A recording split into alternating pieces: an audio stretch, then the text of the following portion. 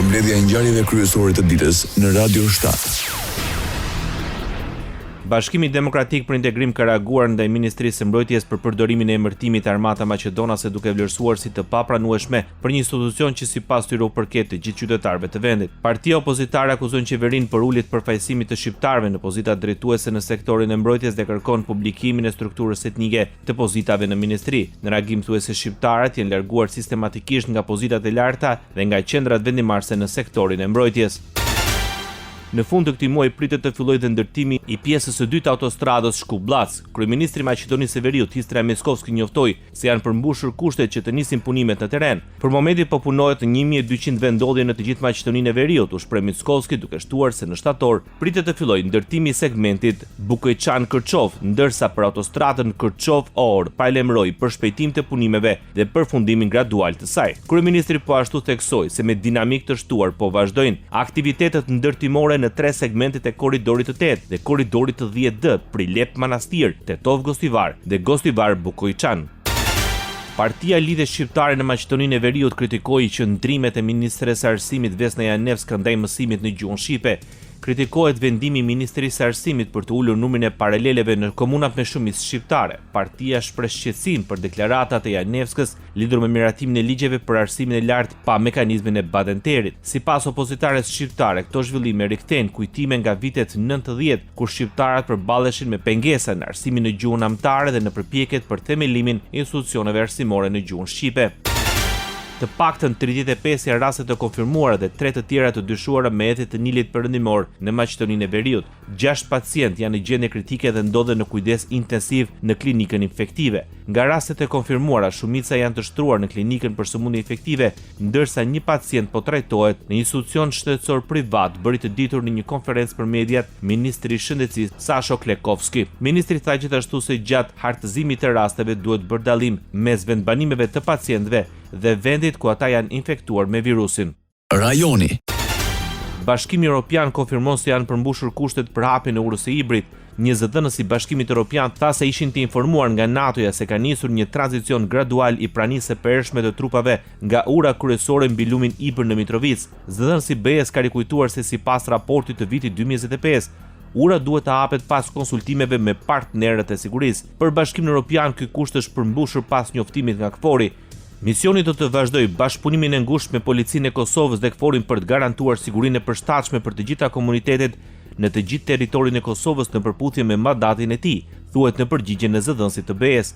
Merët KFOR-i kishte njoftuar se ka nisur integrimin e personelit të policisë së Kosovës në arkitekturën e sigurisë së KFOR-it në manastirin e Deçanit. Hapja e urës kryesore mbi lumin Ibër në Mitrovic u përshëndet dhe nga ish presidentja e Kosovës. Vjosa Osmani e vlerësoi si zhvillim të mirëseardhur me synim integrimin e plotë të çdo pjese të territorit dhe forcimin e rendit të ligjit. Përkundër vonesave, ky hap do të ndihmojë dhe në rritjen e nivelit të sigurisë dhe paqes së qëndrueshme në vendin tonë. Mirënjohje për të gjitha institucionet angazhuara ndër vite për të arritur deri këtu, e në veçanti për policinë e Kosovës, shkruan Vjosa Osmani. Vijon aksioni politik i Partisë Demokratike të Kosovës, deputetët u mblodhën sërish para godinës së qeverisë duke bllokuar hyrjen në shenjë proteste ndaj mosvazhdimit të seancës konstitutive të kuvendit. PDK-ja paralajmëroi se dërgoi sërish letër kryesuesit të seancës konstitutive Avni Dehari që të thrasë vazhdimin e saj. Deputetja e PDK-s Eliza Hoxha tha se qëllimi i aksionit është i kërkohet kryeministrin detyrë Albin Kurti që të kthehet në kuvend dhe të kontribuojë në konstituimin e tij. Jam këtu bashkë me krejt kolegët e mi nga Partia Demokratike e Kosovës për të bërë një pyetje të vetme për deputetin Kurti, i cili ka uzurpuar pozitën e kryeministrit bashkë me ministrat e tij. Që nga dita kur e kanë dhënë betimin si deputet, jo për që nga certifikimi i rezultateve, ata qëndrojnë ilegalisht në pozicionet të cilat i ushtrojnë edhe sot, për çka dhe ne jemi mbledhur sot këtu, për të mos e lejuar hyrjen e tij në zyrat e kryeministrisë. Sipas saj, asnjë subjekt politik nuk mund të jetë mbi shtetin dhe mbi kushtetutën e Kosovës.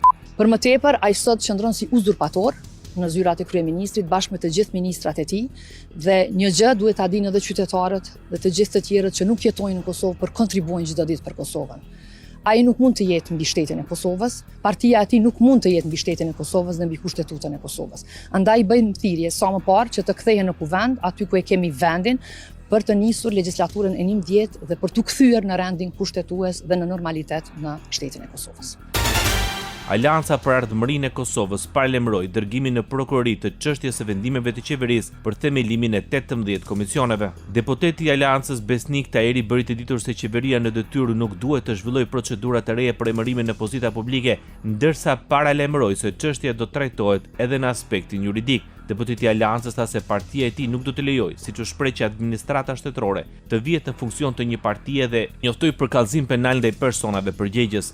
Këto vendimet jashtëligjshme duhet të anulohen menjëherë përderisa këta anëtarë të komisionit që marrin pjesë në një procedurë të jashtëligjshme duhet të kenë shumë kujdes për shkak se Alianca këtë çështje do ta ngrit në prokurorinë përgjithëse, duke trajtuar këtë temë përmes një kallëzimi penal, për shkak se kjo është mënyra e vetme e jonë që të pengojmë një kapje të shtetit në formën më flagrante të mundshme.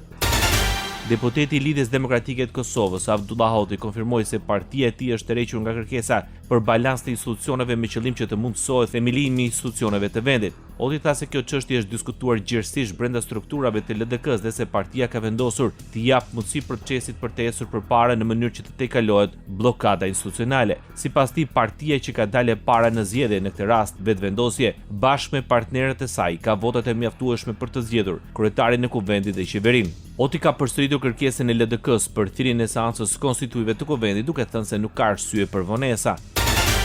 Kryeministri Albin Kurti shman komentet për protestat e opozitës para qeverisë dhe thirrjeve për konstituimin e kuvendit. Në fshatin Livadic të Podujevës, kryeministri i Kosovës promovoi fillimin e ndërtimit të parkut industrial, projekti i Ministrisë së Industrisë, Ndërmarrësisë, Tregtisë dhe Inovacionit. Kurti tha se parqet industriale janë të dedikuara për bizneset vendore që synojnë zgjerimin, për diasporën që dëshiron të investojë kapitalin e saj, si dhe për investitorët ndërkombëtar. Sipas tij, nisja e këtij projekti bën një hap konkret në drejtim të zhvillimit ekonomik dhe rritjes së investimeve.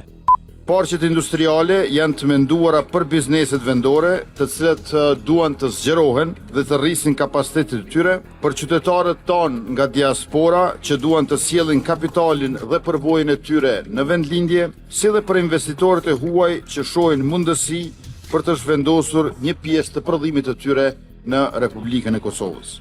Sipas Kurtit, qeveria do të vazhdojë me investimet pasi kjo nënkupton më shumë vende pune, të ardhura më të larta për familjet dhe zhvillim të mëtejshëm të bizneseve. Si qeveri do të vazhdojmë të investojmë në zhvillimin e sektorit privat dhe krijimin e kushteve më të mira për investime dhe prodhim, sepse kjo nënkupton më shumë vende pune, më shumë të ardhura për familjet dhe gjithsesi më shumë mundësi për të rinjtë tonë. Radio 7, zëri pozitiv i qytetit. Autoriteti Kombëtar për Sigurinë Kibernetike në Shqipëri paralajmëron qytetarët të tregojnë të kujdesshëm pasi janë shtuar tentativat e mashtrimit që përdorin emrin dhe identitetin e bankave për të vjedhur të dhënat personale dhe financiare. Raportohet për shtim të fushatave të njohura si phishing dhe smishing. Në këto mesazhe përdoren logoja, emri dhe identiteti vizual i institucioneve bankare për t'i bërë ato sa më bindëse. Qëllimi është të bini qytetarët të klikojnë në lidhje mashtruese ose të japin informacione konfidenciale si pini, fjalkalimet, kodet OTP apo të dhënat e kartës bankare. Për këtë arsye, autoriteti u bën thirrje qytetarëve të mos të reagojnë menjëherë pas mesazheve që krijojnë ndjesinë e urgjencës dhe të mos ndajnë asnjëherë të dhënat e tyre bankare përmes SMS-ve, emaileve apo telefonatave. Vijon zgjerimi i autostradës Tiranë-Durrës. Zëvendës kryeministri Albana Koçiu ndau pamje nga punimet për zgjerimin e superstradës në një prej akseve kryesore rrugore të vendit. Sipas Koçiut, punimet për fazën e tretë të zgjerimit po vijojnë me ritme të larta me synim transformimin e një prej korridoreve më të rëndësishme të qarkullimit në një infrastrukturë moderne dhe me standarde europiane. Investimi synon përmirësimin e qarkullimit dhe rritjen e sigurisë rrugore, ndërsa pritet të ndikojë dhe në zhvillimin e zonave përgjatë aksit Tiranë-Durrës. Ministri i Infrastrukturës dhe Energjisë Enea Karakaçi së bashku me drejtorin e Autoritetit Rrugor Shqiptar Ami Kozeli inspektuan nga afër punimet për fazën e tretë të zhvillimit të autostradës Tiranë-Durrës, ku deri më sot janë realizuar 26% e vëllimit punimeve.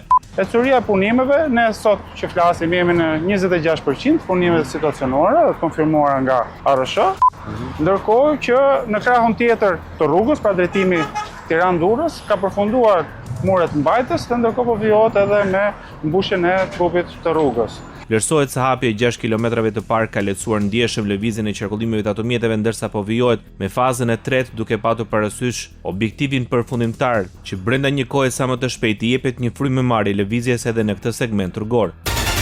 Përfundojnë dhe punimet për montimin e trarëve metalik tek mbikalimi i ri i Kasharit. Autoriteti rrugor shqiptar njoftoi se punimet përfunduan më herët fal angazhimit me mjete dhe punëtorë të shtuar në kantier. Pas përfundimit të kësaj faze të punimeve, qarkullimi në aksin Tiranë-Durrës vijon normalisht, ndërsa puna për ndërtimin e mbikalimit të ri do të vijojë sipas planit. Ndërhyrja në Kashar synon përmirësimin e infrastrukturës rrugore dhe rritjen e sigurisë dhe lehtësimin e qarkullimit në një prej akseve kryesore që lidh Tiranën me Durrësin. Kryetari i Partisë Demokratike Sali Berisha akuzon qeverinë se po ushtron presion mbi përfaqësuesit e saj lidhur me qëndrimet që mbajnë në rrjetet sociale ndaj lëvizjes rinore qytetare që proteston çdo ditë. Gjatë një konferencë për mediat, Berisha deklaroi për ngritjen e një strukture brenda shumicës në pushtet që po monitoron postimet e zyrtarëve të ekzekutivit për të identifikuar ata që nuk kanë bërë statuse kundër lëvizjes rinore. Lideri i opozitës pretendoi se viktima e parë e këtij kontrolli do të jetë Niko Peleshi. Viktima e parë e komisionit Balla do të jetë Niko Peleshi, i cili sipas Ballës është treguar sylesh ndaj lëvizjes rinore qytetare dhe nuk ka statuse në mediat e tij kundër tyre. Krahas asaj, kryedemokrati u shpreh se pritet zëvendësimi i shpejtë i Peleshit me Ballën, ndërsa paralajmëroi se brenda mazhorancës do të ketë edhe figura të tjera që do të goditen nga kjo strukturë kontrolli. Laja thaj Balla i ka mbet atij. Me kryetarin e komisionit të vëzhgimit të mjeteve digjitale, të rrjeteve sociale të nomenklaturës socialiste. A do ketë viktima tjera, do ketë, po ato janë pa emër, pa pasojë. Ndaj dhe nuk ja vlen fare ti përmendish. Faleminderit. Bota. Presidenti SBA-s Donald Trump udhëzon sekretarin e mbrojtjes Pete Hegseth të reduktojë ndjeshëm stërvitjet të përbashkëta ushtarake të planifikuara me Korenë e Jugut, duke përmendur koston e tyre dhe marrëdhënien e tij me udhëhesin e Koresë së Veriut Kim Jong-un. Trump argumentoi se stërvitjet dhanë sinjal të papërshtatshëm dhe armiqësor ndaj Penjanit. Trump gjithashtu e lidhe vendimin e tij me një përgjigje negative që ka marrë nga presidenti i Koresë së Jugut për të mos iu bashkuar nismës për të denuklearizuar Iranin. Skadon afati 60 ditori vendosur nga Shtetet e Bashkuara të Amerikës dhe Irani për arritjen një marrëveshje më të gjerë. Palët ende nuk kanë arritur një marrëveshje konkrete. Afati ishte pjesë e një memorandumi mirëkuptimi të nënshkruar më 17 qershor nga presidenti amerikan Donald Trump dhe presidenti iranian Masoud Pezeshkian pas më shumë se 3 muajsh konflikti të ashpër. Marrëveshja e përkohshme synonte ndalimin e armiqësive dhe hapjen e rrugës për një marrëveshje përfundimtare që do të jepte fund konfliktit në disa fronte. Mes 14 pikave kryesore ishte rihapja e ngushticës së Hormuzit, lehtësimi i disa kufizimeve financiare ndaj Iranit dhe nisja e bisedimeve për programin bërthamor të Teheranit. Ndoqët edicionin informativ të lajmeve në Radio 7, zëri pozitiv i qytetit.